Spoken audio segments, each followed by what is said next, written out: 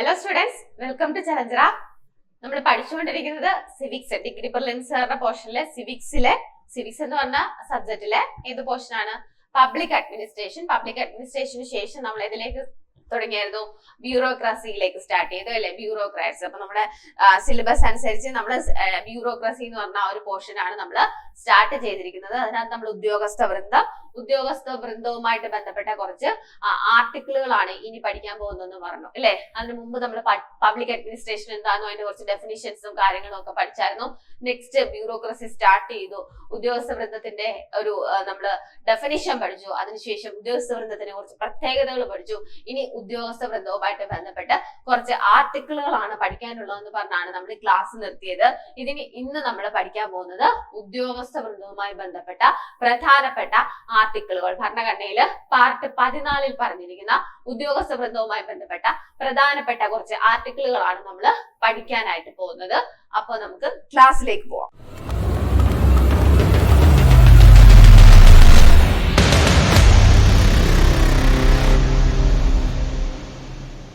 ഉദ്യോഗസ്ഥ വൃന്ദവുമായി ബന്ധപ്പെട്ട പ്രധാന ഭരണഘടന അനുച്ഛേദങ്ങൾ പാർട്ട് 14 ആണെന്ന് പറഞ്ഞു അല്ലെ. 308 തൊട്ട് 323 വരെയാണെന്ന് പറഞ്ഞു അല്ലെ. അപ്പൊ 308 തൊട്ട് 314 വരെ നമ്മള് ചാപ്റ്റർ 1 സർവീസസ് എന്ന് പറഞ്ഞ ഡിവൈഡ് ചെയ്ത് അല്ലെ. 315 തൊട്ട് 323 വരെ നമ്മൾ ചാപ്റ്റർ 2 പബ്ലിക് സർവീസ് കമ്മീഷൻ എന്ന് പറഞ്ഞ് ഡിവൈഡ് ചെയ്ത് വെച്ചേക്കുവാണ്. ഇപ്പൊ നിങ്ങൾക്ക് ആ ഡിവിഷൻ ഒക്കെ അറിയാം. എന്തിനെ പറ്റിയാണ് ചാപ്റ്റർ 1 പറയുന്നതെന്ന് അറിയാം. ഏത് തൊട്ട് ഏത് വരെയുള്ള ആർട്ടിക്കിൾ ആണ് ചാപ്റ്റർ 1 ബന്ധപ്പെട്ടിരിക്കുന്നതെന്ന് അറിയാം. ഇൻ കേസ് നിങ്ങൾ ഇത് ഫുൾ കാണാൻ പഠിച്ചില്ലെങ്കിലും ചിലപ്പോൾ നമുക്ക് ഓപ്ഷനിൽ നിന്ന് ആൻസറിലേക്ക് എത്താൻ ഇങ്ങനെ ഒരു ഡിവിഷൻ പഠിച്ചു വെക്കുന്നത് നല്ലതായിരിക്കും. അങ്ങനെയാണെങ്കിൽ ആർട്ടിക്കിൾ 308 ഇതിന്റെ ഒക്കെ ഡെഫിനിഷൻസ് ആണ് പറയുന്നത്. നമുക്ക് വലിയ ഇമ്പോർട്ടന്റ് ഇല്ല. എന്താണ് ഈ ഒരു ബ്യൂറോക്രസി ആയിട്ട് ബന്ധപ്പെട്ട കുറച്ച് ഡെഫിനിഷൻസ് ആണ്. നമുക്ക് 308 വളരെ ഇമ്പോർട്ടന്റ് അല്ല. 309 ചോദിച്ച ക്വസ്റ്റ്യൻ ആണ്. പക്ഷേ അൺഫോർച്ചുനേറ്റ്ലി ഇത് എന്ത് ചെയ്തു, ഈ ക്വസ്റ്റ്യൻ ക്യാൻസൽ ആയി പോവുകയും ചെയ്തു. സെക്രട്ടേറിയറ്റ് അസിസ്റ്റന്റിന്റെ ക്വസ്റ്റ്യൻ ആയിരുന്നു ആർട്ടിക്കിൾ 309 ആൻസർ ആയിട്ട് വരുന്ന ക്വസ്റ്റ്യൻ. സെക്രട്ടേറിയറ്റ് അസിസ്റ്റന്റിന്റെ മെയിൻസ് പരീക്ഷയ്ക്ക് ചോദിച്ചൊരു ക്വസ്റ്റ്യൻ ആയിരുന്നു. അപ്പൊ ഇതിനകത്ത് പറഞ്ഞേക്കുന്ന ആർട്ടിക്കിൾ 309 പറഞ്ഞേക്കുന്നത് ഈ യൂണിയനെയും സംസ്ഥാനത്തെയും സേവിക്കുന്ന ഉദ്യോഗസ്ഥരുടെ നിയമനവും സേവന വ്യവസ്ഥകളും ഇതിനെ പറ്റിയാണ്. നിയമനവും സേവന വ്യവസ്ഥകളും. നമുക്കൊക്കെ ജോലി കിട്ടി, എന്താണ്, നമുക്ക് അപ്പോയിന്റ്മെന്റ് ഓർഡർ ഒക്കെ കിട്ടി. അപ്പൊ നമുക്ക് നമ്മുടെ അടുത്ത് കുറച്ച് കാര്യങ്ങളൊക്കെ പറയാം അല്ലെ. നിങ്ങളുടെ സേവന വ്യവസ്ഥകൾ എന്നതൊക്കെയാണെന്ന് അല്ലെ. അപ്പൊ അതിന് കുറച്ച് റൂൾസ് ആൻഡ് റെഗുലേഷൻസ് ഒക്കെ ഉണ്ടാവും. ഇതൊക്കെ ഉണ്ടാക്കാനുള്ള അധികാരം അതത് ഗവൺമെന്റിന് കൊടുത്തിട്ടുണ്ട്. അപ്പൊ സ്റ്റേറ്റ് സർവീസിലേക്കാണ് നിങ്ങൾ കയറുന്നെങ്കിൽ അതുമായിട്ട് ബന്ധപ്പെട്ട നിയമങ്ങൾ നിർമ്മിക്കുന്നതിനുള്ള അധികാരം സംസ്ഥാന നിയമസഭയ്ക്കുണ്ട്. യൂണിയനുമായിട്ട് ബന്ധപ്പെട്ട ഒരു ഓഫീസിലേക്കാണ് നിങ്ങൾ കയറുന്നതെങ്കിൽ, അതുമായി ബന്ധപ്പെട്ട ഒരു സർവീസിലേക്കാണ് നിങ്ങൾ കയറുന്നതെങ്കിൽ നിങ്ങൾക്ക് എന്താ, അതുമായിട്ട് ബന്ധപ്പെട്ട നിയമങ്ങൾ നിർമ്മിക്കാനുള്ള അധികാരം ആർക്ക് കൊടുത്തിട്ടുണ്ട്? പാർലമെന്റിന് കൊടുത്തിട്ടുണ്ട്. അപ്പൊ ഈ വിധ കാര്യങ്ങളൊക്കെ പറയുന്നത് ആർട്ടിക്കിൾ 309 ഈ ആർട്ടിക്കിൾ ഇതുപോലെ തന്നെ കാണാൻ പഠിച്ച് ചോദിക്കണമെന്നില്ല. ഇതിന്റെ അർത്ഥമായിരിക്കും നിങ്ങൾക്ക് മിക്കവാറും വേറൊരു രീതിയിലായിരിക്കും ചോദിക്കുന്നത്. ക്വസ്റ്റ്യൻ കാണുമ്പോൾ മനസ്സിലാവണം ഇതാണ് ചോദിച്ചിരിക്കുന്നതെന്ന്. നമ്മുടെ സെക്രട്ടേറിയറ്റ് അസിസ്റ്റന്റ് ചോദിച്ച ക്വസ്റ്റ്യൻ എന്താണെന്ന് വെച്ചാൽ, യൂണിയനെയും സംസ്ഥാനത്തെയും സേവിക്കുന്ന ഉദ്യോഗസ്ഥരുമായി ബന്ധപ്പെട്ട നിയമങ്ങൾ നിർമ്മിക്കാനുള്ള അവകാശം ഗവർണർക്ക് നൽകിയിരിക്കുന്ന ആർട്ടിക്കിൾ ഏതാണെന്നായിരുന്നു ക്വസ്റ്റ്യൻ.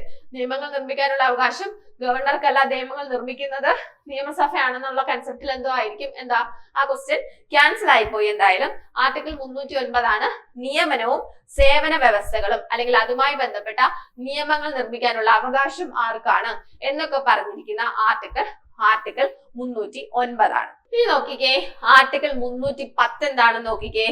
യൂണിയന്റെയോ അതുപോലെ സംസ്ഥാനത്തിന്റെയോ സർവീസിലുള്ള ഉദ്യോഗസ്ഥരുടെ കാലാവധി. നമുക്ക് അപ്പോയിന്റ്മെന്റ് ഓർഡർ ഒക്കെ കിട്ടി. നമുക്ക് എന്താ, ഇനി എത്ര വർഷം ഇരിക്കാൻ പറ്റും, എത്ര വർഷമാണ് നമ്മുടെ കാലാവധി എന്ന് എവിടെയാണ് നമ്മുടെ ഭരണഘടനയിൽ പറഞ്ഞിട്ടുള്ളതെന്ന് ചോദിച്ചാൽ 310.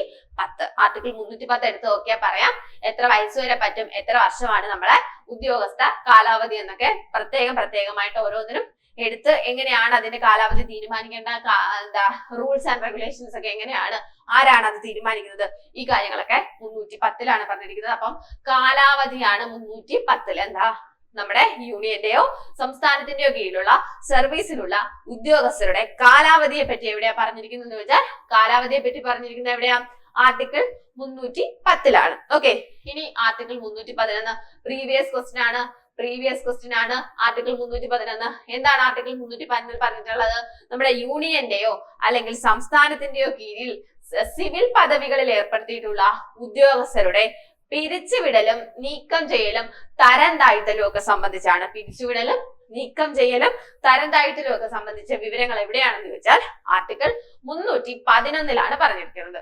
അപ്പൊ നമ്മളോട് ചോദിച്ച ക്വസ്റ്റ്യൻ എന്താന്ന് ചോദിച്ചാൽ യൂണിയന്റെയോ സർവീസിന്റെയോ കീഴിൽ സേവനം അനുഷ്ഠിക്കുന്ന ഉദ്യോഗസ്ഥരുടെ സർവീസിന് പ്രൊട്ടക്ഷൻ നൽകുന്ന ആർട്ടിക്കിൾ ഏതെന്നാണ് ക്വസ്റ്റ്യൻ. ഓക്കെ, പ്രൊട്ടക്ഷൻ നൽകുന്ന ആർട്ടിക്കിൾ ഏതെന്നായിരുന്നു ക്വസ്റ്റ്യൻ. അപ്പൊ അതെന്താ പ്രൊട്ടക്ഷൻ നൽകുന്നതെന്ന് പറയുമ്പോൾ ആൻസർ 310 എന്ന് പറയുന്നത് ഇത് പിരിച്ചുവിടുന്ന കാര്യമല്ലേ പറഞ്ഞിരിക്കുന്നത്. പിരിച്ചുവിടുന്നതും പ്രൊട്ടക്ഷനും തമ്മിൽ എന്താണ് ബന്ധം മിസ്സേ എന്നോട് ചോദിച്ചൊരു ക്വസ്റ്റ്യൻ ആണ്. അപ്പൊ നമ്മള് ഉദ്യോഗത്തിൽ കയറി അല്ലെ, നമ്മൾ ഗവൺമെന്റ് സർവീസിൽ കയറി, യൂണിയന്റെ കീഴിലോ സംസ്ഥാനത്തിന്റെ കീഴിലോ നമ്മള് പരീക്ഷ എഴുതി നമുക്ക് ജോലി കിട്ടി, ഗവൺമെന്റ് സർവീസിൽ കയറി. നമ്മളെ വെറുതെ അങ്ങ് പിരിച്ചുവിടാൻ പറ്റില്ല, നമ്മളെ വെറുതെ അങ്ങ് തരം താഴ്ത്താൻ പറ്റില്ല, വെറുതെ നമുക്കൊരു പണിഷ്മെന്റ് തരാൻ പറ്റില്ല. നമുക്ക് അതിൻ്റെതായ പ്രത്യേക റൂൾസ് ആൻഡ് റെഗുലേഷൻസ് ഉണ്ട്. നമുക്ക് പറയാനുള്ള കാര്യങ്ങൾ കേട്ട് നമ്മൾ തെറ്റ് ചെയ്തെന്ന് പ്രൂവ് ചെയ്തതിനൊക്കെ ശേഷം മാത്രമേ എന്ത് ചെയ്യാൻ പറ്റുള്ളൂ, നമ്മളെ പിരിച്ചുവിടാനോ അല്ലെങ്കിൽ നമുക്ക് പ്രത്യേകിച്ച് എന്തെങ്കിലും ശിക്ഷാ നടപടികൾ തരാനോ ഒക്കെ പറ്റുള്ളൂ. അപ്പൊ അത്രയ്ക്ക് പവർഫുൾ ആയിട്ടുള്ള ഒരു പൊസിഷനാണ് ഗവൺമെന്റ് ജോബ് അല്ലെങ്കിൽ ഗവൺമെന്റ് സർവീസിലേക്ക് നമ്മൾ കയറുമ്പോൾ എന്ന് നമുക്ക് മനസ്സിലാക്കി തരുന്ന ഒരു ആർട്ടിക്കിൾ കൂടിയാണ് ഏതെന്ന് പറയുന്നത്, ആർട്ടിക്കിൾ 311 എന്ന് പറയുന്നത്. സോ നമ്മൾ ആർട്ടിക്കിൾ 311 യൂണിയന്റെയോ സംസ്ഥാനത്തിന്റെയോ കീഴിൽ സിവിൽ പദവികളിൽ ഏർപ്പെടുത്തിയിട്ടുള്ള ഉദ്യോഗസ്ഥരുടെ പിരിച്ചുവിടലും നീക്കം ചെയ്യലും തരം താഴ്ത്തലും ഒക്കെ സംബന്ധിച്ച് പറഞ്ഞിരിക്കുന്നത് എവിടെയാന്ന് വെച്ചാൽ ആർട്ടിക്കിൾ 311. അപ്പം 309 എന്താ പഠിച്ചേ, നിയമനവും സേവന വ്യവസ്ഥകളും. 310 എന്താ പഠിച്ചേ, ഓർത്തെടുത്തേ, 310 നമ്മൾ കാലാവധിയായിരുന്നു പഠിച്ചത്. 311 എന്താ പഠിച്ചേ, പിരിച്ചുവിടലും നീക്കം ചെയ്യലും തരം താഴ്ത്തലും സംബന്ധിച്ച കാര്യങ്ങളാണ് പഠിച്ചത് അല്ലെ. ഓക്കെ, 311 വരെ നമുക്ക് ഓക്കെ ആയി. ഇനി ആർട്ടിക്കിൾ 312 ഓൾ ഇന്ത്യ സർവീസുകളെ പറ്റി പറയുന്നത്. ഓൾ ഇന്ത്യ സർവീസുകളെ പറ്റി പറയുന്നത് ആർട്ടിക്കിൾ 312. അഖിലേന്ത്യാ സർവീസുകൾ എന്ന് വെച്ചാൽ എന്താ, നമുക്കറിയാലേ, കേന്ദ്ര സർവീസ് ഉണ്ട്, സംസ്ഥാന സർവീസ് ഉണ്ട്, അഖിലേന്ത്യാ സർവീസ് ഉണ്ട്. അതിനെപ്പറ്റി നമ്മൾ വ്യക്തമായി അടുത്തൊരു പോർഷനിൽ പഠിക്കുന്നുണ്ട്. ഓൾ ഇന്ത്യ സർവീസ് എന്ന് വെച്ചാൽ യൂണിയന്റെ കീഴിലോ അല്ലെ സംസ്ഥാനത്തിന്റെ കീഴിലോ നമുക്ക് ജോലി ചെയ്യാൻ സാധിക്കും. അപ്പൊ ഇങ്ങനെയുള്ള ഓൾ ഇന്ത്യ സർവീസുകളെ പറ്റി പറഞ്ഞിരിക്കുന്ന ആർട്ടിക്കിൾ 312 ഈ ആർട്ടിക്കിൾ 312 പ്രകാരം ഓൾ ഇന്ത്യ സർവീസുകൾക്ക് എന്താ, പുതിയ ഓൾ ഇന്ത്യ സർവീസുകൾക്ക് അനുമതി നൽകാനുള്ള ഒരു വിശിഷ്ട അധികാരം നമ്മള് പാർലമെന്റിന്റെ ഒരു സഭയ്ക്ക് കൊടുത്തിട്ടുണ്ട്. ഏത് സഭയ്ക്കാണെന്ന് ചോദിച്ചാൽ രാജ്യസഭയ്ക്കാണ്. നിങ്ങള് കോൺസ്റ്റിറ്റ്യൂഷൻ പഠിക്കുന്നുണ്ട് അല്ലെ, പഠിച്ചു കഴിഞ്ഞെങ്കിൽ കോൺസ്റ്റിറ്റ്യൂഷനിൽ നമ്മൾ വ്യക്തമായിട്ട് രാജ്യസഭയുടെ പ്രത്യേക അധികാരങ്ങൾ പഠിക്കുമ്പോൾ നമ്മൾ പഠിക്കും. എന്താ പഠിക്കുന്നേ, രാജ്യസഭയ്ക്ക് ഒരു പ്രത്യേക അധികാരം ഒന്നല്ല, കുറച്ചധികം ഉണ്ട്. അതിലൊരു പ്രത്യേക അധികാരമാണ് ഏത്, പുതിയ ഓൾ ഇന്ത്യ സർവീസുകൾ രൂപീകരിക്കണമെങ്കിൽ രാജ്യസഭയുടെ അംഗീകാരം ആദ്യം വാങ്ങണം. ലോക്സഭയുടെ അല്ല, രാജ്യസഭയുടെ അംഗീകാരം ആദ്യം വാങ്ങണം. അപ്പൊ നമുക്കറിയാം ലോക്സഭയ്ക്ക് ഉണ്ട് അതുപോലെ സവിശേഷ അധികാരം അല്ലെ. മണി ബില്ലിനെ സംബന്ധിച്ച് സവിശേഷ അധികാരം ആർക്കാണെന്ന് ചോദിച്ചാൽ ലോക്സഭയ്ക്കാണ്. അതുപോലെ തന്നെ പുതിയൊരു ഓൾ ഇന്ത്യ സർവീസ് നമുക്ക് രൂപീകരിക്കണമെന്നുണ്ടെങ്കിൽ അതിനുള്ള സവിശേഷ അധികാരം ആർക്കാണെന്ന് ചോദിച്ചാൽ രാജ്യസഭയ്ക്കാണ്. ഈ രാജ്യസഭയുടെ പ്രത്യേക അധികാരം ഓൾ ഇന്ത്യ സർവീസുകളെ പറ്റി പറഞ്ഞിരിക്കുന്നത് എവിടാന്ന് ചോദിച്ചാൽ അതിന്റെ ഉത്തരം എന്താണ്, ആർട്ടിക്കിൾ 312. സോ ഓൾ ഇന്ത്യ സർവീസിനെ പറ്റിയാണ് ആർട്ടിക്കിൾ 312 പറഞ്ഞിരിക്കുന്നതെന്ന് ഓർത്തിരിക്കുക. ഇത് ഇനിയും വരും, അപ്പൊ നമ്മൾ ഒന്നും കൂടി പഠിക്കാം. അപ്പൊ എന്തായാലും ആർട്ടിക്കിൾ 312 അഖിലേന്ത്യാ സർവീസുകളെ പറ്റിയാണ് പറയുന്നത്. ഓക്കെ, അപ്പൊ ഇത്രയും വരെയാണ് നമ്മള് ഫസ്റ്റ് സർവീസുകൾ എന്ന് പറയുന്ന പോർഷനില് ചാപ്റ്റർ 1 മെയിൻ ആയിട്ട് പഠിക്കേണ്ട കുറച്ച് ആർട്ടിക്കിൾസ് എന്ന് പറയുന്നത് 309, 310, 311, 312. ഇത്രയും ഞാൻ പറഞ്ഞുള്ളേ. എല്ലാം ഒന്ന് കാണാൻ പഠിക്കാൻ പറഞ്ഞില്ലേ. ഈ 4 ആർട്ടിക്കിൾ ആണ്. 309 നിയമനവും സേവന വ്യവസ്ഥകളും, 310 കാലാവധി, 311 പിരിച്ചുവിടലും തരംതിരിക്കലും നീക്കം ചെയ്യലും, 312 ഓൾ ഇന്ത്യ സർവീസ്. ഇത്ര ആർട്ടിക്കിൾ കാണാൻ പഠിച്ചോ, പെട്ടെന്ന് പഠിക്കാവുന്ന കാര്യമുള്ളല്ലോ.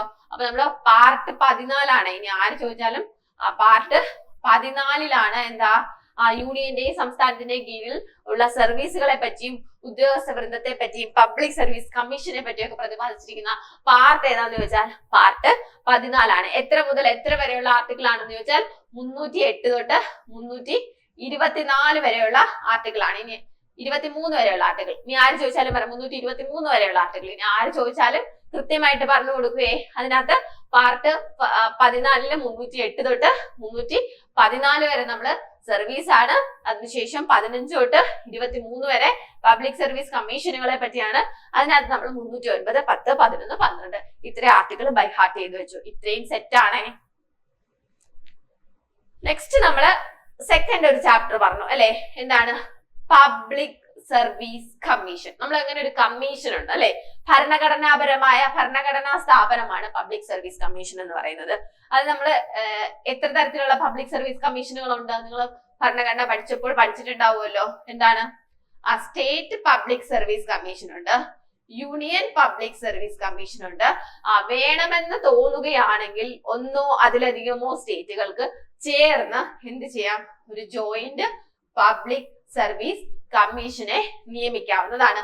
എന്തിനു വേണ്ടിയിട്ടാണ് പബ്ലിക് സർവീസ് കമ്മീഷൻ എന്ന് പറയുന്ന ഈ ഒരു കോൺസ്റ്റിറ്റ്യൂഷണൽ ബോഡി നമുക്ക് കൊണ്ടുവന്നിരിക്കുന്നതെന്ന് ചോദിച്ചാൽ നമുക്ക് ഗവൺമെന്റ് സർവീസിലേക്ക് എന്ത് ചെയ്യണം, ഉദ്യോഗാർത്ഥികളെ സർവീസിലേക്ക് കൊണ്ടുവരണം, പരീക്ഷകൾ നടത്തണം, അതുപോലെ അവർക്ക് അപ്പോയിന്റ് ചെയ്യണം, അല്ലെങ്കിൽ ഒഴിവുകൾ അനുസരിച്ച് ഇന്ന പരീക്ഷകളാണ് നടത്തേണ്ടതെന്ന് തീരുമാനിക്കണം. ഇതിനൊക്കെ ആയിട്ട് നമ്മളൊരു പ്രത്യേക ബോഡിയെ തന്നെ നിയമിച്ചിട്ടുണ്ട്. അവരാണ് പബ്ലിക് സർവീസ് കമ്മീഷനുകൾ എന്ന് പറയുന്നത്.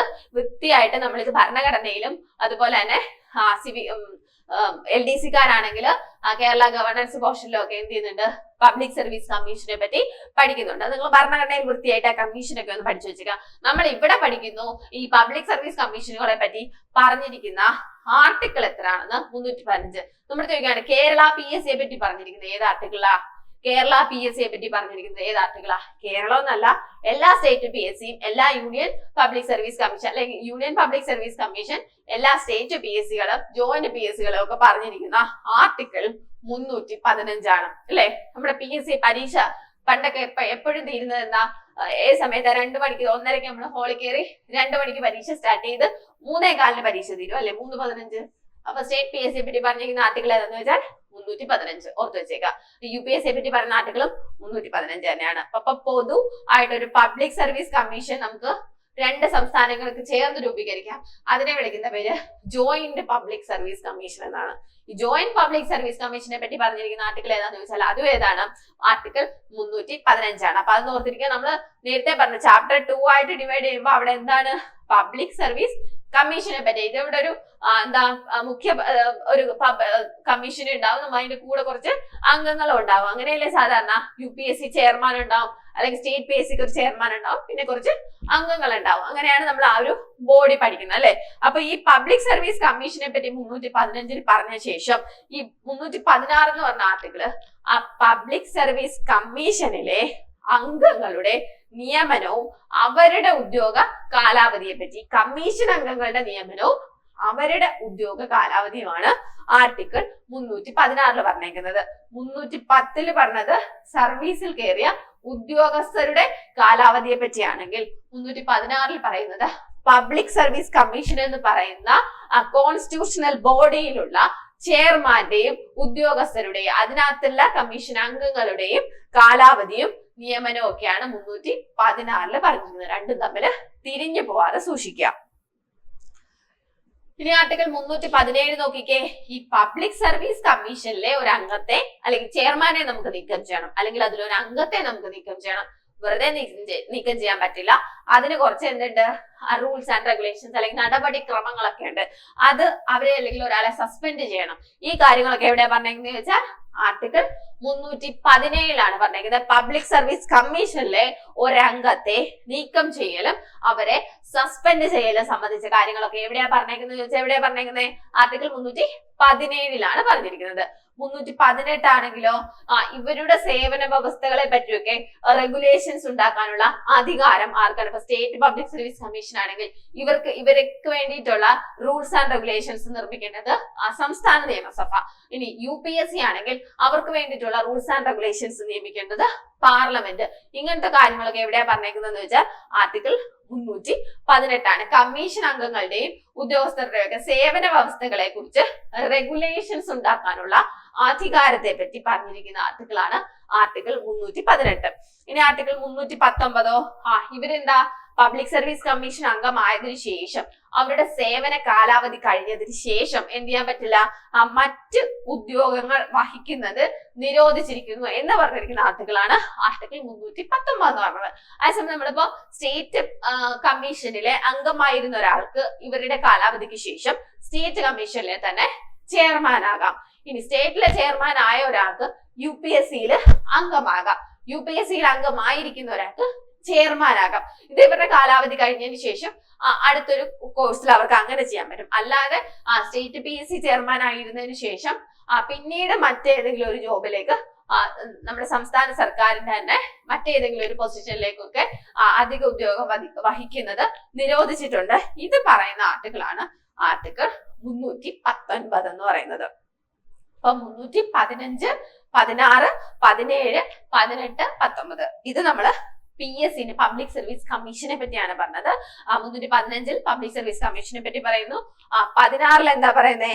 പബ്ലിക് സർവീസ് കമ്മീഷനിലെ അംഗങ്ങളുടെ നിയമനവും ഉദ്യോഗസ്ഥരുടെ കാലാവധി, സേവന വ്യവസ്ഥയൊക്കെ. 317 ഈ പബ്ലിക് സർവീസ് കമ്മീഷനിലെ ഒരു അംഗത്തെ നിയമിക്കുന്നതും നീക്കം ചെയ്യുന്നതും ഒക്കെ സംബന്ധിച്ച കാര്യമാണ് 317 പറയുന്നത്. 318 എന്താ പറയുന്നത്? ഇവരെ പറ്റിയുള്ള റൂൾസ് ആൻഡ് റെഗുലേഷൻസ് ആർക്കാണ് നിർമ്മിക്കാനുള്ള അധികാരം എന്നാണ് 318 പറയുന്നത്. 319 എന്താ പറയുന്നേ? ഇവർക്ക് കാലാവധി അവസാനിച്ചതിന് ശേഷം മറ്റുദ്യോഗങ്ങൾ വഹിക്കുന്നതിൽ നിന്നുള്ള വിലക്കുണ്ട്, അതിനെപ്പറ്റി നിരോധനമുണ്ട്, അതിനെ പറ്റിയാണ് 319 പറഞ്ഞേക്കുന്നത്. ഇനി നമ്മള് 20ഉം 22ഉം ചുമതലകൾ ചിലവുകൾ അങ്ങനെ കാണാം. 20, 22 ചുമതലകൾ ചിലവുകൾ. എന്റെ 6 ചുമതലയാ പബ്ലിക് സർവീസ് കമ്മീഷന്റെ ചുമതലകൾ. പബ്ലിക് സർവീസ് കമ്മീഷന്റെ ചുമതലകളെ പറ്റി ആർട്ടിക്കിൾ 320 പഠിക്കുന്നു. പബ്ലിക് സർവീസ് കമ്മീഷന്റെ ചിലവുകളെ പറ്റി 322 പഠിക്കുന്നു. ഈ ചിലവുകൾ ഓഡിറ്റ് ചെയ്യും. ഓക്കെ, ഓഡിറ്റ് ചെയ്യപ്പെടുന്ന ചിലവുകളാണ്. ഓക്കെ, 322. ഇനി ഇതിന്റെ 323 ലാസ്റ്റ് ആർട്ടിക്കിൾ ഇവർ റിപ്പോർട്ട് സമർപ്പിക്കുന്നതുമായിട്ട് ബന്ധപ്പെട്ട ആർട്ടിക്കിൾ ആണ്. ഇപ്പൊ സ്റ്റേറ്റ് PSC ആണെങ്കിൽ സംസ്ഥാന സർക്കാരിന് റിപ്പോർട്ട് സമർപ്പിക്കുക. ഇനി UPSC ആണെങ്കിൽ കേന്ദ്ര സർക്കാരിന് റിപ്പോർട്ട് സമർപ്പിക്കുക. അതാണ് 323 പറഞ്ഞിരിക്കുന്നത്. ഓക്കെ, 323A ആണ് administrative tribunal. Administrative tribunal part ഏത് പാർട്ടിലാണ് വരുന്നത്? 14A വരുന്നത്. Part 14A. 14 നമ്മൾ ഏത് പഠിച്ചു? നമ്മുടെ സർവീസുകളും ഇത്രയൊക്കെയാണെന്ന് പഠിച്ചല്ലേ. 14A ഏത് വരുന്നത്? Administrative tribunal. 323A ആണ് ആർട്ടിക്കിൾ. ഇത് നമ്മുടെ 42ാമത്തെ ഭരണഘടനാ ഭേദഗതിയോടുകൂടി ഭരണഘടനയിൽ കൂട്ടിച്ചേർക്കപ്പെട്ട ആർട്ടിക്കിൾ ആണ് അഡ്മിനിസ്ട്രേറ്റീവ് ട്രൈബ്യൂണൽ. അഡ്മിനിസ്ട്രേറ്റീവ് ട്രൈബ്യൂണൽ എന്ന് വെച്ചാൽ എന്താ കുഞ്ഞുങ്ങളെ? അഡ്മിനിസ്ട്രേറ്റീവ് ട്രൈബ്യൂണൽ എന്ന് വെച്ചാൽ ഈ ഉദ്യോഗസ്ഥരുടെ പ്രശ്നങ്ങളുമായിട്ട് ബന്ധപ്പെട്ട അല്ലെങ്കിൽ തർക്കങ്ങളും പരാതികളും ഒക്കെ പരിഹരിക്കുന്നതിന് വേണ്ടിയിട്ടുള്ള ഒരു ട്രൈബ്യൂണൽ ആണ് അഡ്മിനിസ്ട്രേറ്റീവ് ട്രൈബ്യൂണൽ എന്ന് പറയുന്നത്. അഡ്മിനിസ്ട്രേറ്റീവ് ട്രൈബ്യൂണലിനെ പറയുന്ന അല്ലെങ്കിൽ അഡ്മിനിസ്ട്രേറ്റീവ് ട്രൈബ്യൂണലിനെ പറ്റി പറയുന്ന ആർട്ടിക്കിൾ ഏതാന്ന് വെച്ചാൽ 323A ആണ്. പാർട്ട് ഏതാന്ന് ചോദിച്ചാൽ പാർട്ട് 14A ആണ്. ഇത്രയാണ് ഇമ്പോർട്ടന്റ് ആയിട്ട് പഠിക്കേണ്ട പാർട്ട് ആർട്ടിക്കിളുകൾ. ഇത് ഉദ്യോഗസ്ഥ വൃന്ദവുമായിട്ട് ബന്ധപ്പെട്ട ആർട്ടിക്കിളുകളാണ്. വെരി വെരി ഇമ്പോർട്ടന്റ് ആണ്. ഇപ്പൊ 2 or 3 ക്വസ്റ്റ്യൻസ് ഇതിനോടകം തന്നെ ചോദിച്ച് കഴിഞ്ഞു. അതുകൊണ്ട് തന്നെ ഈ ആർട്ടിക്കിളുകളൊന്നും വൃത്തിയായിട്ട് ബൈഹാർട്ട് ചെയ്ത് വെക്കണം. ഇതിന്റെ മീനിങ് എന്താണെന്നാണ് മെയിൻ ആയിട്ട് നിങ്ങൾ അറിയേണ്ടത്. ക്വസ്റ്റ്യൻ വേറെ രീതിയിലൊക്കെ ആയിരിക്കും ചോദിക്കുന്നത്. അപ്പൊ ക്വസ്റ്റ്യൻ നിങ്ങൾ ഐഡന്റിഫൈ ചെയ്യാണ് ഫസ്റ്റ് നിങ്ങളുടെ മുന്നിലുള്ള ഒരു പ്രശ്നം എന്ന് പറയുന്നത്. നമ്മൾ ഈ ക്വസ്റ്റ്യൻ ഐഡന്റിഫൈ ചെയ്ത് ഇത് ഇന്ന ആർട്ടിക്കിളിനെ പറ്റി പറഞ്ഞിരിക്കുകയാണെന്ന് മനസ്സിലാക്കിയിട്ട് വേണം ആർട്ടിക്കിൾ എടുത്ത് എഴുതാൻ വേണ്ടിയിട്ട്. ഓക്കെ, അപ്പൊ നമ്മൾ ഒരു ബ്യൂറോക്രസി എന്ന് പറഞ്ഞ പോർഷൻ കഴിഞ്ഞു. അപ്പൊ പബ്ലിക് അഡ്മിനിസ്ട്രേഷൻ പഠിച്ചു. എന്താണ് സിവിൽ സർവീസ് എന്ന് പറയുന്നത്? ആരെയൊക്കെയാണ് സിവിൽ സർവീസ് എന്ന് പറയുന്നത്? എന്തൊക്കെയാണ് നമ്മൾ നെക്സ്റ്റ് പഠിക്കണം. സിവിൽ സർവീസിനെ എത്രയായിട്ട് ഡിവൈഡ് ചെയ്തിരിക്കുന്നു, സിവിൽ സർവീസിന്റെ കുറച്ച് ഡീറ്റെയിൽസ് ഒക്കെയാണ് പഠിക്കണം. നമ്മുടെ ഹെഡിങ്ങിലുണ്ട് കേന്ദ്ര സർവീസ്, സംസ്ഥാന സർവീസ് എന്ന് പറഞ്ഞ് സെപ്പറേറ്റ് തന്നെ കൊടുത്തിട്ടുണ്ട്. അപ്പോ സിവിൽ സർവീസിനെ പറ്റിയാണ് നെക്സ്റ്റ് നമ്മൾ പഠിക്കാനായിട്ട് പോകുന്നത്. എന്താണ് സിവിൽ സർവീസ്? അത് പിന്നെ IAS IPS അവരല്ലേ സിവിൽ സർവീസുകാര്? അല്ല, നമ്മൾ ജോലിക്ക് കയറുന്ന എല്ലാവരും സിവിൽ സർവീസുകാരാ. നമ്മള് സർക്കാർ ജോലിയിൽ കയറുന്ന എല്ലാവരും ആരാണ്? സിവിൽ സർവൻസ് ആണ്. എങ്ങനെയാ പറയുന്നത്? കേന്ദ്ര ഗവൺമെന്റിന്റെയും സംസ്ഥാന ഗവൺമെന്റിന്റെയും കീഴിൽ പ്രവർത്തിക്കുന്ന മുഴുവൻ ഉദ്യോഗസ്ഥരും അതുപോലെ വിവിധ പൊതുമേഖലാ സ്ഥാപനങ്ങളിലെ ഉദ്യോഗസ്ഥരും കേന്ദ്ര ഗവൺമെന്റിന്റെ സംസ്ഥാന ഗവൺമെന്റിന്റെ കീഴിലുള്ള ഉദ്യോഗസ്ഥർക്ക് പുറമെ വിവിധ പൊതുമേഖലാ സ്ഥാപനങ്ങളിലെ ഉദ്യോഗസ്ഥർ, കോപ്പറേറ്റീവ് ബോർഡ്സിന്റെ ഒക്കെ കീഴിലുള്ള ഉദ്യോഗസ്ഥർ എല്ലാം എവിടെയാണ് വരിക?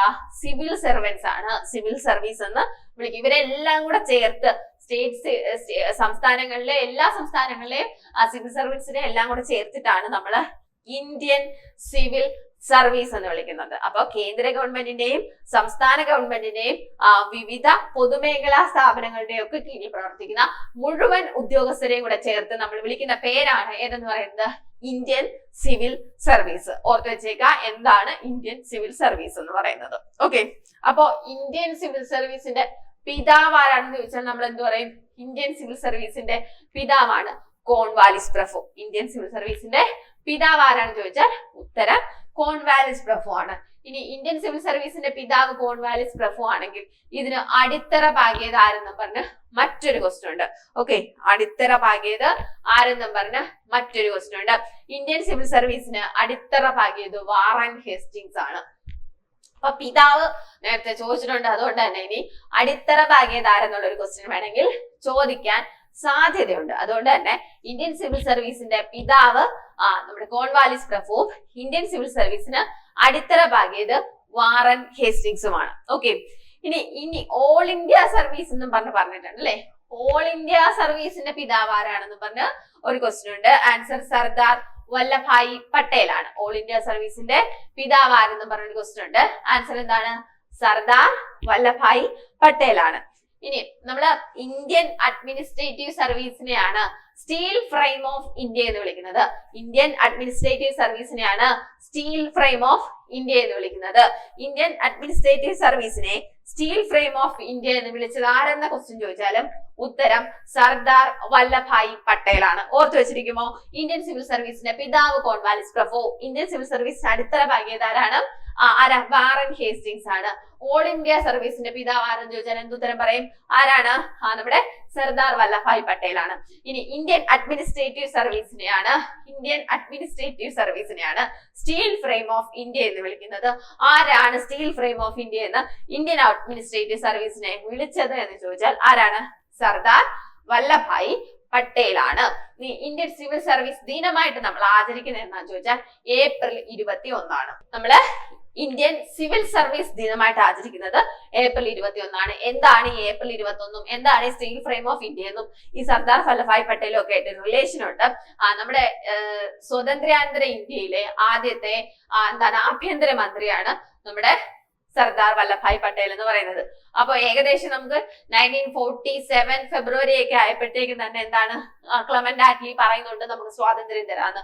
ഓൾറെഡി നമുക്കൊരു ഇന്ററിം ഗവൺമെന്റ് കണ്ടിന്യൂ ചെയ്ത് പൊക്കോണ്ടിരിക്കുന്ന സമയമാണ് അതല്ലേ. നമുക്ക് അധികാര കൈമാറ്റമൊക്കെ നടത്താൻ വേണ്ടിയിട്ടുള്ള കാര്യങ്ങളാണ് ആ സമയത്ത് ബ്രിട്ടീഷ് ഗവൺമെന്റ് ചെയ്തുകൊണ്ടിരിക്കുന്നത്. ഓൾറെഡി ഇന്ത്യക്കാരെ വെച്ച് തന്നെയുള്ള ഒരു ഗവൺമെന്റ് റൺ ചെയ്യുന്നുണ്ട് അല്ലെ. അപ്പൊ അതുമായി ബന്ധപ്പെട്ട് ഇവിടെ ഓൾ ഇന്ത്യ സർവീസ് പരീക്ഷകൾ നടക്കുന്നുണ്ട്. അന്നോട്ടെ 1861 തൊട്ടേ നമുക്ക് ഇവിടെ ഉണ്ട് എന്തുണ്ട്? ഓൾ ഇന്ത്യ സർവീസ് പരീക്ഷകൾ നടക്കുന്നു, ഈ സിവിൽ സർവീസ് എക്സാമുകൾ നടക്കുന്നുണ്ട് അല്ലെ. അപ്പൊ അങ്ങനെ ഇരിക്കുമ്പോൾ 1947 സിവിൽ സർവൻസിന്റെ IASകാരുടെ ബാച്ച് പുറത്തേക്ക് ഇറങ്ങുകയാണ്. അപ്പൊ ഇവരെ അഭിസംബോധന ചെയ്തുകൊണ്ട് സർദാർ വല്ലഭായ് പട്ടേൽ ഒരു പ്രസംഗം നടത്തുകയാണ്. അദ്ദേഹമാണ് നമ്മുടെ ആഭ്യന്തരമന്ത്രി. അദ്ദേഹം നടത്തുന്ന പ്രസംഗത്തിലാണ് എന്ത് പറയുന്നത്? നിങ്ങളാണ് ഇന്ത്യയുടെ സ്റ്റീൽ ഫ്രെയിം എന്ന് പറയുന്നത്, നിങ്ങളാണ് സ്റ്റീൽ ഫ്രെയിം ഓഫ് ഇന്ത്യ എന്ന് പറയുന്നത്. അവരെ ഒന്ന് മോട്ടിവേറ്റ് ചെയ്യാൻ വേണ്ടിയിട്ട് ഒരു പ്രസംഗം നടത്തുന്നു. ആ പ്രസംഗത്തിലാണ് ഓൾ ഇന്ത്യ സർവീസ് എന്ന് പറയുന്നത് സ്റ്റീൽ ഫ്രെയിം ഓഫ് ഇന്ത്യ ആണെന്ന് പറയുന്നത്. ഇന്ത്യൻ അഡ്മിനിസ്ട്രേറ്റീവ് സർവീസ് എന്ന് പറയുന്നത് സ്റ്റീൽ ഫ്രെയിം ഓഫ് ഇന്ത്യ ആണെന്ന് പറയുന്നത്. ഓക്കെ, അപ്പൊ ഓൾ ഇന്ത്യ സർവീസ് ദിനം എന്താന്ന് ചോദിച്ചാൽ ഏപ്രിൽ 21. അപ്പോ ഇത്രയാണ് നമ്മൾ സിവിൽ സർവീസ് ആ ഒരു ഡീറ്റെയിൽസുമായിട്ട് ബന്ധപ്പെട്ട് ഓർത്തിരിക്കേണ്ടത്. അപ്പൊ നമുക്ക് 1853 ഒരു ചാർട്ടർ ആക്ട്, നമുക്കറിയാം ചാർട്ടർ ആക്ടുകൾ വരുന്നുണ്ട് അല്ലെ. 20 വർഷം ഡിഫറൻസിൽ നമുക്ക് കുറച്ച് ചാർട്ടർ ആക്ടുകൾ വരുന്നുണ്ട്. അതിൽ ലാസ്റ്റ് ആയിട്ട് 1853 ഒരു ചാർട്ടർ ആക്ട് വരുന്നുണ്ട് അല്ലെ.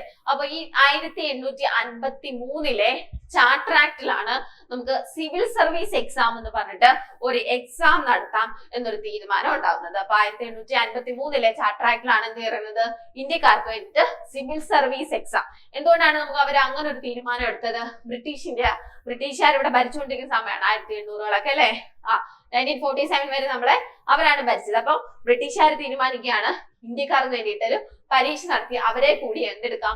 സർവീസിലേക്ക് എടുക്കാൻ തീരുമാനിച്ചാലും ബ്രിട്ടീഷുകാർ ഇവിടെ ഓൾറെഡി ഒരു ഗവൺമെന്റ് ഒക്കെ രൂപീകരിച്ചു. ഇന്ത്യക്കാരെ അഡ്മിനിസ്ട്രേഷൻ നമുക്ക് വേണ്ടിയിട്ട് പല വകുപ്പുകളൊക്കെ രൂപീകരിച്ച് നമ്മുടെ കാര്യങ്ങളൊക്കെ ചെയ്തുകൊണ്ടിരിക്കുകയാണ് അല്ലെ. അപ്പൊ ബ്രിട്ടീഷുകാര് അവിടുന്ന് ഇവിടെ ബ്രിട്ടീഷുകാരെ കൊണ്ടുവന്ന് അവരുടെ ജോലികളോ അല്ലെങ്കിൽ ഫയൽസോ ഒക്കെ കൈകാര്യം ചെയ്യണമെങ്കിൽ എന്താ അത് ഭയങ്കര കുറച്ച് കോസ്റ്റ്ലി ആണല്ലേ, ചിലവേറിയ കാര്യമാണ്. അങ്ങനെയാണെങ്കിൽ ഇന്ത്യക്കാർക്ക് വേണ്ടി പരീക്ഷകൾ നടത്തി ഇന്ത്യക്കാരെ തന്നെ സർവീസിലേക്ക് എടുക്കുവാണെങ്കിൽ കുറച്ചും കൂടി ലാഭകരമായിരിക്കും അല്ലെ. ആ ഒരു ചിന്തയും കൂടെയൊക്കെ ഉണ്ട്. എന്തായാലും ഇന്ത്യയിൽ സിവിൽ സർവീസ് എക്സാം നടത്താൻ തീരുമാനിക്കുന്നു. അങ്ങനെ ഇന്ത്യൻ സിവിൽ സർവീസ് ആക്ട് എന്ന് പറഞ്ഞിട്ട് ഒരു ആക്ട് വരുന്നു. എന്താ? 1861. Okay, 1861 Indian civil service act എന്ന് പറഞ്ഞിട്ട് ഒരു ആക്ട് വരുന്നു. അതനുസരിച്ച് ഇവിടെ എന്ത് ചെയ്യുന്നു? സിവിൽ സർവീസ് പരീക്ഷകൾ നടത്തുന്നു. അങ്ങനെയെങ്കിൽ ഇന്ത്യക്കാരനായ ഏത് വ്യക്തിയാണ് ആദ്യമായിട്ട് സിവിൽ സർവീസ് പരീക്ഷ പാസ്സായതെന്നൊരു ക്വസ്റ്റ്യൻ ഉണ്ട്. അപ്പോ ആദ്യമായിട്ട് സിവിൽ സർവീസ് പരീക്ഷ പാസ്സായ ഇന്ത്യക്കാരൻ ആരാന്ന് ചോദിച്ചാൽ സത്യേന്ദ്രനാഥ ടാഗോർ ആണ്. എന്താണെന്ന് ചോദിച്ചാൽ 1864. 1864 ആദ്യമായിട്ട് ഇന്ത്യൻ ആയിട്ടുള്ള ഒരു വ്യക്തി, ഇന്ത്യക്കാരനായിട്ടുള്ള ഒരു വ്യക്തി സിവിൽ സർവീസ് പരീക്ഷ പാസ്സാകുന്നത് സത്യേന്ദ്രനാഥ ടാഗോർ ആണ്. ഓർത്തിരിക്കാം. ഇനി ആദ്യമായിട്ട് ഈ സിവിൽ സർവീസ് പരീക്ഷ അന്ന് എഴുതണമെങ്കിൽ എന്ത് ചെയ്യണം? ബ്രിട്ടനിൽ പോയി എഴുതണം അല്ലെ. ലണ്ടനിൽ വെച്ചൊക്കെയാണ് പരീക്ഷ നടത്തുന്നത്, അവിടെ പോയി എഴുതണം. അപ്പൊ ഇന്ത്യയിൽ നിന്നും ഒരുപാട് പേർക്ക് ഈ പരീക്ഷ എഴുതാനുള്ള സൗകര്യമൊക്കെ കുറവായിരുന്നു. അങ്ങനെ ഇരിക്കുമ്പോ 1922 ആയപ്പോഴത്തേക്കും ഈ സിവിൽ സർവീസ് പരീക്ഷ ഇന്ത്യയിൽ വെച്ച് നടത്താനായിട്ട് തീരുമാനമുണ്ടാകുന്നു. അപ്പൊ അടുത്ത ക്വസ്റ്റ്യൻ വരുന്നത് എന്താണ്? സിവിൽ സർവീസ് പരീക്ഷ ആദ്യമായി ഇന്ത്യയിൽ വെച്ച് നടത്താൻ തീരുമാനിച്ച അല്ലെങ്കിൽ ഇന്ത്യയിൽ വെച്ച് നടത്തിയ വർഷം എന്നാണെന്ന് ചോദിച്ചാൽ 1922 അപ്പോ ഫസ്റ്റ് സിവിൽ സർവീസിനെ പറ്റി പറഞ്ഞ ഒരു ആക്ട് 1753 ചാർട്ടർ ആക്ട് ആണെന്ന് പറഞ്ഞു അല്ലെ. ഇനി ഇന്ത്യൻ സിവിൽ സർവീസ് ആക്ട് എന്ന് പറഞ്ഞിട്ട് ഒരു ആക്ട് പാസ്സായത് 1861 പറഞ്ഞു അല്ലെ. ഇതനുസരിച്ച് ആദ്യമായിട്ട് സിവിൽ സർവീസ് പരീക്ഷ പാസ്സായ ഇന്ത്യക്കാരൻ ആരാന്ന് ചോദിച്ചാൽ സത്യേന്ദ്രനാഥ ടാഗോർ ആണെന്ന് പറഞ്ഞു. എന്നാണെന്ന് ചോദിച്ചാൽ 1864 പറഞ്ഞു. ഇനി എന്താ പറഞ്ഞ ഈ സിവിൽ സർവീസ് പരീക്ഷ ആദ്യമായി ഇന്ത്യയിൽ വെച്ച് നടത്തിയ വർഷം ചോദിച്ചാൽ 1922 പറഞ്ഞു. അപ്പോ ഇന്ത്യൻ സിവിൽ സർവീസിനെ പ്രധാനമായിട്ടും നമ്മൾ 3 ഘടകങ്ങളായിട്ടാണ് തിരിച്ചിരിക്കുന്നത് അല്ലെ. ഇന്ത്യൻ സിവിൽ സർവീസിനെ നമ്മൾ പ്രധാനമായിട്ടും 3 ഘടകങ്ങളായിട്ടാണ് തിരിച്ചിരിക്കുന്നത്. അപ്പൊ ഏതൊക്കെയാണത്? നമുക്ക് എല്ലാവർക്കും അറിയാം, നേരത്തെ പഠിച്ചാണ്. 3 ഇന്ത്യൻ സിവിൽ സർവീസിനെ നമ്മൾ 3ആയിട്ട് തിരിച്ചിരിക്കുന്നു. ഏതൊക്കെയാ? അഖിലേന്ത്യാ സർവീസ്, അതായത് ഓൾ ഇന്ത്യ സർവീസ്, കേന്ദ്ര സർവീസ് അല്ലെങ്കിൽ സെൻട്രൽ സർവീസ്, അല്ലെങ്കിൽ സ്റ്റേറ്റ് സർവീസ് അഥവാ സംസ്ഥാന സർവീസ്. ഇങ്ങനെ 3ആയിട്ട് നമ്മൾ തിരിച്ചിട്ടുണ്ട്. ഈ ഒരു പോർഷൻ സ്ഥിരമായിട്ട് ഇപ്പൊ ക്വസ്റ്റ്യൻ ചോദിക്കുന്നുണ്ട് അല്ലെ. ഓൾ ഇന്ത്യ സർവീസിനെ പറ്റിയും കേന്ദ്ര സർവീസ്, സംസ്ഥാന സർവീസ്, ഈ ഒരു പോർഷനിൽ നിന്നും നമുക്ക് ഇപ്പോ കുറച്ച് ക്വസ്റ്റ്യൻസ് ഒക്കെ ചോദിച്ചു. അപ്പം ഇന്ത്യൻ സിവിൽ സർവീസിനെ നമ്മൾ 3ആയിട്ട് തിരിച്ചു. അഖിലേന്ത്യാ സർവീസ്, കേന്ദ്ര സർവീസ്, സംസ്ഥാന സർവീസ്. അപ്പൊ എന്താണ് അഖിലേന്ത്യാ സർവീസ്, എന്താണ് കേന്ദ്ര സർവീസ്, എന്താണ് സംസ്ഥാന സർവീസ്? അഖിലേന്ത്യാ സർവീസ് എന്ന് വെച്ചാൽ ദേശീയ തലത്തിലാണ് തിരഞ്ഞെടുക്കപ്പെടുന്നത്, ഓൾ ഇന്ത്യ ലെവലിൽ തിരഞ്ഞെടുക്കുന്നു. പക്ഷെ എവിടെയൊക്കെയാണ് സേവനം അനുഷ്ഠിക്കേണ്ടി വരുന്നത്? കേന്ദ്ര സർവീസിലോ സംസ്ഥാന സർവീസിലോ നിയമിക്കപ്പെടുന്നു. ഉദാഹരണമായിട്ട് നമ്മൾ പറയുന്നത് IAS, Indian administrative service, IPS, Indian police service. ഈ 2 എക്സാമ്പിൾ ആയിട്ട് പഠിച്ചു. ഇപ്പൊ നമുക്ക് ഭരണഘടന നിലവിൽ വരുമ്പോൾ തന്നെ ഉണ്ടായിരുന്ന 2 ഓൾ ഇന്ത്യ സർവീസുകൾ ഏതാണെന്ന് ചോദിച്ചാൽ IAS, IPS ആണ്. ഇപ്പൊ നിലവിൽ എത്ര ഓൾ ഇന്ത്യ സർവീസുകളാണ് ഇന്ത്യയിലുള്ളതെന്ന് ചോദിച്ചാൽ 3. ഏതാണ് ഒരെണ്ണം? IFS ആണ്. ഇത് ഇന്ത്യൻ ഫോറസ്റ്റ് സർവീസ് ആണ്. 1966 മുതലാണ് നമ്മൾ ഇന്ത്യൻ ഫോറസ്റ്റ് സർവീസ് പരീക്ഷകൾ നടത്താൻ വേണ്ടിയിട്ട് തുടങ്ങിയത്. അപ്പോ ഓൾ ഇന്ത്യ സർവീസ് അഖിലേന്ത്യാ തലത്തിൽ തിരഞ്ഞെടുക്കപ്പെടുന്നു. കേന്ദ്ര സർവീസിലോ സംസ്ഥാന സർവീസിലോ സേവനം അനുഷ്ഠിക്കേണ്ടി വരുന്നു. ഉദാഹരണം IAS, IPS, IFS. ഇന്ത്യയിൽ ഇന്ന് നിലവിൽ 3 ഓൾ ഇന്ത്യ സർവീസുകളേ ഉള്ളൂ, IAS, IPS, IFS എന്ന് പറഞ്ഞിട്ട്. ഇനി മറ്റു ചില പുസ്തകങ്ങളിൽ റാങ്ക് ഫയലിലൊക്കെ Indian engineering service, Indian health service എന്നൊക്കെ പറഞ്ഞ് എക്സാമ്പിൾ കൊടുത്തിട്ടുണ്ട്. ഇങ്ങനെ വേറെ സർവീസുകളൊന്നും നിലവിൽ ഇന്ത്യയിൽ ഇല്ല. ഇതൊക്കെ നടത്താമെന്നുള്ള പ്രൊവിഷൻ പറഞ്ഞിട്ടുണ്ടെന്നല്ലാതെ ഇതുവരെ നടത്തിയിട്ടില്ല. ഇപ്പൊ നിലവിൽ ഇന്ത്യയിൽ 3 ഓൾ ഇന്ത്യ സർവീസേ ഉള്ളൂ, IAS, IPS, IFS. ഓർത്തിരിക്കാം. അടുത്തത് കേന്ദ്ര സർവീസ്. കേന്ദ്ര സർവീസ് എന്ന് വെച്ചാൽ എന്താ? ദേശീയ തലത്തിൽ തന്നെയാണ് തിരഞ്ഞെടുക്കുന്നത്. കേന്ദ്ര ഗവൺമെന്റ് സ്ഥാപനങ്ങളിൽ മാത്രം, കേന്ദ്ര ഗവൺമെന്റിന് അധികാരമുള്ള സ്ഥാപനങ്ങളിൽ മാത്രം എന്താ ഭരണവകുപ്പുകളിലാണ് നമ്മുടെ കേന്ദ്ര സർവീസിലേക്ക് വരുന്നത്. ഇവിടെ സംസ്ഥാന ഗവൺമെന്റിന് യാതൊരു അധികാരങ്ങളും ഈ ഉദ്യോഗസ്ഥരുടെ മേൽ ഉണ്ടായിരിക്കുന്നതല്ല. ഓക്കെ, അപ്പോ ദേശീയ തലത്തിൽ തിരഞ്ഞെടുക്കപ്പെട്ട് കേന്ദ്ര ഗവൺമെന്റിന് അധികാരമുള്ള നമ്മുടെ ഓഫീസുകളിൽ മാത്രം നിയമിക്കപ്പെടുന്ന സർവീസുകളാണ് കേന്ദ്ര സർവീസ് എന്ന് പറയുന്നത്. എക്സാമ്പിൾ ഏതൊക്കെയാ?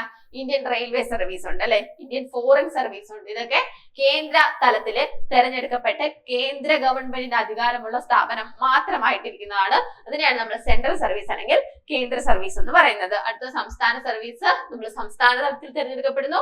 സംസ്ഥാന ഗവൺമെന്റ് അധികാരമുള്ള വകുപ്പുകളിൽ മാത്രം നിയമിക്കപ്പെടുന്നു. നമുക്ക് ഏതൊരു പോസ്റ്റ് ആയാലും സംസ്ഥാന തലത്തിൽ തിരഞ്ഞെടുക്കപ്പെടുന്ന PSC വഴി തിരഞ്ഞെടുക്കപ്പെടുന്ന എല്ലാ സർവീസുകളും എന്താണ്? സ്റ്റേറ്റ് സർവീസിന് കീഴിലാണ് വരുന്നത്. സെയിൽസ് ടാക്സ് ഓഫീസർ ആവട്ടെ, ഹൈസ്കൂൾ ടീച്ചർ ആവട്ടെ, മറ്റെന്ത് പോസ്റ്റും ആവട്ടെ, ഇതെല്ലാം ഏതിലാണ് വരുന്നത്? നമ്മുടെ സ്റ്റേറ്റ് സർവീസിന്റെ കീഴിലാണ് വരുന്നത്. അപ്പൊ ഇന്ത്യൻ സിവിൽ സർവീസിനെ അങ്ങനെ നമ്മൾ 3 ഘടകങ്ങളായി തരംതിരിച്ചു. 1 അഖിലേന്ത്യാ സർവീസ്, 2 കേന്ദ്ര സർവീസ്, 3 സ്റ്റേറ്റ് സർവീസ്. ഓരോന്നിന്റെ എക്സാമ്പിൾ അടക്കം ഒന്ന് ഓർത്തിരിക്കാം. അപ്പൊ ഇതിൽ നിന്ന് ഈ പോർഷനിൽ നിന്ന് 2-3 ക്വസ്റ്റ്യൻസ് ചോദിച്ചു. അതുകൊണ്ട് തന്നെ എക്സാമ്പിൾ ഈ IFS ആണ്, അത് ഫോറിൻ സർവീസ് അല്ല, ഫോറസ്റ്റ് സർവീസ് ആണോ എന്നൊക്കെ ഒന്ന് ഓർത്തു വെച്ചിരിക്കുന്നത് നന്നായിരിക്കും. ഇനി അടുത്തത്, നേരത്തെ നമ്മൾ പഠിച്ചായിരുന്നു അല്ലെ, നമ്മുടെ പാർട്ട് 14 ഫുള്ള് കുറച്ച് ആർട്ടിക്കിൾസ് ഒക്കെ കാണാൻ വിളിച്ചില്ലേ. അപ്പൊ അതുമായിട്ട് ബന്ധപ്പെട്ട് ആർട്ടിക്കിൾ 312 പഠിച്ചപ്പോ പഠിച്ചു അല്ലെ, അഖിലേന്ത്യാ സർവീസിനെ പറ്റി പ്രതിപാദിക്കുന്ന ആർട്ടിക്കിൾ ആണ് ആർട്ടിക്കിൾ 312. അപ്പൊ 312 ഞാൻ പ്രത്യേകിച്ച് ഒരു കാര്യം കൂടെ പറഞ്ഞു. എന്താണ്?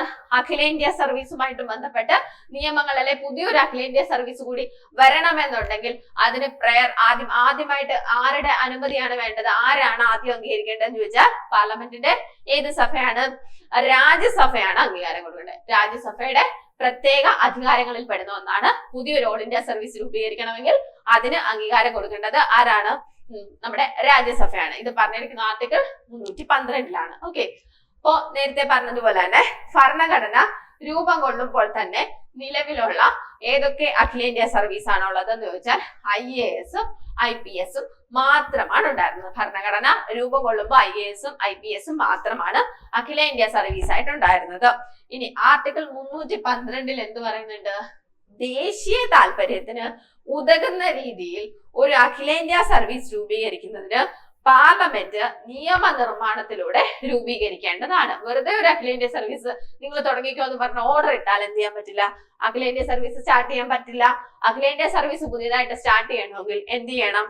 പാർലമെന്റ് നിയമനിർമ്മാണത്തിലൂടെ വേണം പുതിയൊരു അഖിലേന്ത്യാ സർവീസ് സ്റ്റാർട്ട് ചെയ്യാൻ. ഈ നിയമനിർമ്മാണം നടത്തുന്നതിനുള്ള സ്റ്റെപ്സ് എന്തൊക്കെയാണ്? പാർലമെന്റിന്റെ ഒരു സഭ ആദ്യം അംഗീകാരം കൊടുക്കുക, അടുത്ത സഭ പിന്നീട് അംഗീകാരം കൊടുക്കുക, അതിനുശേഷം രാഷ്ട്രപതി ഒപ്പുവെക്കുക, പിന്നീട് അത് ഗസറ്റിൽ പബ്ലിഷ് ചെയ്യുക. അപ്പോഴാണ് അതൊരു നിയമമായിട്ട് നിലവിൽ വരുന്നത്. അതനുസരിച്ചാണ് വരുന്നത്. പക്ഷെ ഇതിനൊക്കെ മുൻപ് എന്ത് ചെയ്യണം?